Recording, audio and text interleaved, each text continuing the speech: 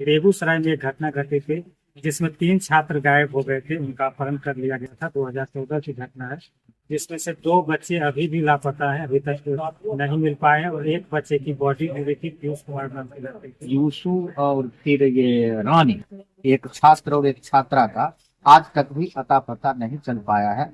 जब बेगूसराय बंद का आह्वान किए हैं तब रात में ही पुलिस हम लोगों को उठाना चाहेगी और घर की तलाशी लेगी।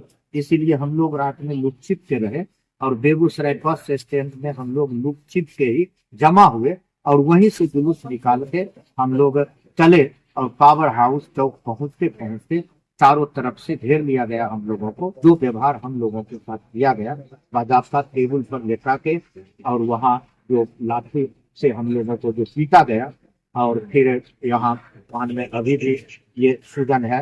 इसमें उस समय के एसपी हर्षदीप कौर, डीएसपी राजकिशोर सिंह, सदर अनुमंडलाधिकारी सत्य प्रकाश मिश्र जी का निधन हो गया। हमें दुख है इस बात की।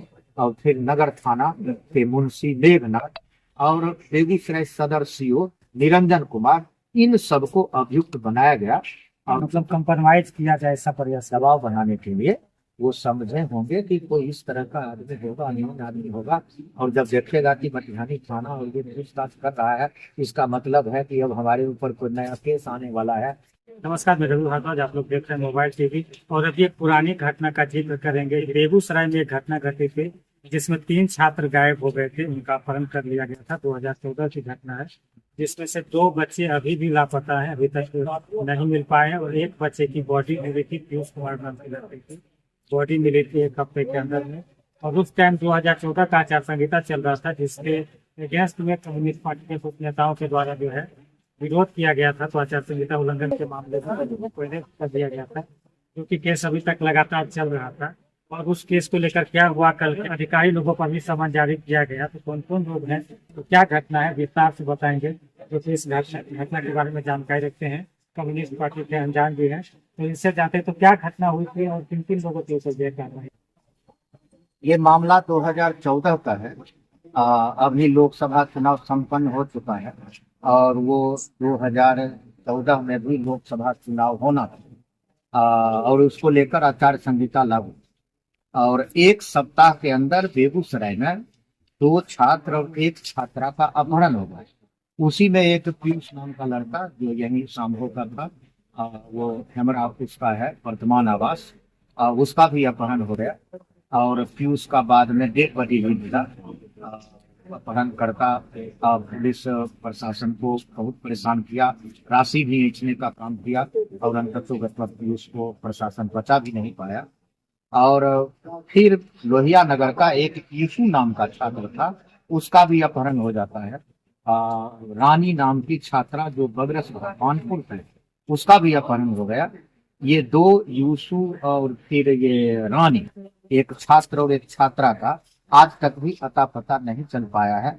जब यह मामला 2024 का था और हम बात कर रहे हैं 2024 में आके, तो 2014 और 2024 यानी 10 साल के अंदर ये पुलिस प्रशासन से पता लगाना यह संभव नहीं हो पाया कि आखिर यूसुफ को या रानी को आसमान निगल गया या जमीन में समा गई, आज तक अता पता नहीं चला। जब हम लोग आंदोलन में जाते हैं तो कहा जाता है पुलिस प्रशासन के द्वारा कि आप ही के वजह से हम डिस्टर्ब हो रहे हैं, वरना हम अपराधी तक अभी तक पहुंच गए होते। इसीलिए हम इस बात को दोहरा रहे हैं कि इस 10 साल से तो हमने उस संदर्भ में आंदोलन नहीं किया, तो आज तक आपको नहीं पता लगा। और इसको लेके जब हम आंदोलन में गए तो आंदोलन से पहले हम लोगों ने एक अपराध विरोधी संघर्ष समिति का गठन किया था, जिसमें दूसरे दूसरे दल के भी लोग थे। और ये तमाम लोगों को लेकर हम स्टेट वाइज आंदोलन में गए। पहले हमने आवेदन दिया, आवेदन पर कार्रवाई ना होते देख तब हम लोग राष्ट्रपिता महात्मा गांधी प्रतिमा के सामने स्वर्ण जयंती पुस्तकालय में वहाँ उपवास कार्यक्रम पर हम लोग बैठे, उससे भी बात नहीं बना। तब जाके हमने बेगूसराय बंद का आह्वान किया और हम लोगों को पता था कि हम जो बेगूसराय बंद का आह्वान किए हैं तब रात में ही पुलिस हम लोगों को उठाना चाहेगी और घर की तलाशी लेगी। इसीलिए हम लोग रात में लुक छिप के रहे और बेगूसराय बस स्टैंड में हम लोग लुक छिप के ही जमा हुए और वहीं से जुलूस निकाल के हम लोग चले और पावर हाउस चौक पहुंचते पहुंचते चारों तरफ से घेर लिया गया हम लोगों को और वहां से गिरफ्तार करके नगर थाना लाया गया। और नगर थाना लाने के बाद गाली गलौज की बात को छोड़ दीजिए, एक अपराधी के साथ भी वैसा व्यवहार करते हुए हमने आज तक नहीं देखा। जो व्यवहार हम लोगों के साथ किया गया, बाजाबता टेबल पर लेटा के और वहाँ जो लाठी से हम लोगों को जो पीटा गया, और फिर यहाँ कान में अभी भी ये सूजन है, बायां कान पर जो चाटा मारा गया, वो आज भी जब सीजन बदलता है तो हमें इलाज में जाना पड़ता है। हल्का दर्द, कम सुनाई देना, भारी पन, ये सब आज भी जाता है। तो ये जो कुछ भी उनके द्वारा हमारे व्यवहार किया गया, हम लोग भी इसके खिलाफ मुकदमा दायर किए थे।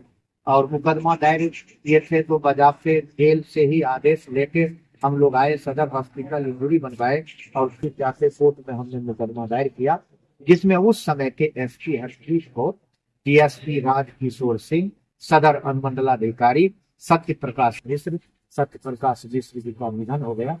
हमें दुख है इस बात से। और फिर नगर थाना के मुंशी मेघनाथ और बेगूसराय सदर सीओ निरंजन कुमार, इन सबको अभियुक्त बनाया गया। और जब ये कोर्ट में उपस्थित नहीं हुए तो सम्मन जारी किया गया। सम्मन के उपरांत भी इन्होंने उपस्थिति नहीं दी तो फिर इनके ऊपर वारंट जारी हुआ है। और ये कानूनन लड़ाई जो लंबे समय तक हमारे अधिवक्ता प्रमोद जी हैं और उन्हीं के नेतृत्व में ये लड़ाई हम लोग लड़े तो ये सफलता मिला, ये कामयाबी। हम यह संदेश देना चाहते हैं बेगूसराय जिले वासियों को, आम आवाम को, कि आप कानूनी लड़ाई भी लड़ने का काम करें। इस तरह के जो भी, चाहे वो शासन प्रशासन में जो लोग बैठे हुए हैं जो जन विरोधी काम करते हैं, उनके खिलाफ कानूनी लड़ाई भी हम लोगों को लड़ना चाहिए। और अलग बात है कि हम लोग परेशान होते हैं। और आज जब सम्मन जारी किया गया तो फिर मटिहानी थाना से हमको फोन करके ये पूछा गया कि आप अनिल कुमार अंजान बोल रहे हैं। हमने कहा हाँ बोल रहे हैं। आप कौन बोल रहे हैं सर? हम मटिहानी थाना अध्यक्ष बोल रहे हैं। मटिहानी थाना में आपके ऊपर क्या वो मुकदमा है? हमने कहा ये हमको नहीं पता।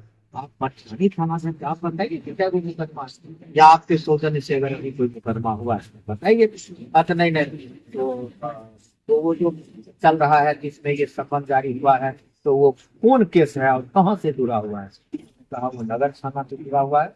आपके ऊपर और केस और वो सब आंदोलन से जुड़ा हुआ है और वो नगर थाना से जुड़ा हुआ है। लेकिन आप जो ये इतना पूछ रहे हैं विस्तार से, इसका क्या मतलब है? अतः एसपी साहब हमको बोले हैं कि जरा जांच पड़ताल, मतलब कंप्रोमाइज किया जाए ऐसा प्रयास। दबाव बनाने के लिए वो समझे होंगे कि कोई इस तरह का आदमी होगा, अनियमित आदमी होगा। और जब देखेगा कि मटिहानी थाना और ये पूछताछ कर रहा है, इसका मतलब है कि अब हमारे ऊपर कोई नया केस आने वाला है, या जो केस है उसमें हम कुछ ऐसा भूमिका अदा करेंगे जिससे आपको जेल के अंदर बंद कर देंगे, या जो कुछ भी हो, एक अप्रत्यक्ष रूप से ये दबाव बनाने के लिए ऐसा किया गया। तो फिर अगर दबाव में चलने वाले होते तो सड़क पर काहे के लिए उतरते? ऐसा तो नहीं था कि हमको कोई जबरदस्ती लाया। तो अभी मतलब क्या उम्मीद है कि जो पदाधिकारी लोग हैं उनको सजा मिलेगी? हम लोग उस लड़ाई के दौर में हैं और उस लड़ाई के दौर में वो लोग अपने अपने वकील के माध्यम से अब यहाँ एप्लीकेशन दिए हैं, हाईकोर्ट में एप्लीकेशन दिए हैं और हमारे वकील देख रहे हैं। और उसमें जो कुछ कानूनी रास्ता आगे बनता है वहाँ हम मुस्तैद रहेंगे और इस लड़ाई को हम लड़ेंगे आगे। अब यह देखना है कि होता क्या है, लेकिन हम लोग इस लड़ाई को लड़ेंगे और अंत तक लड़ेंगे।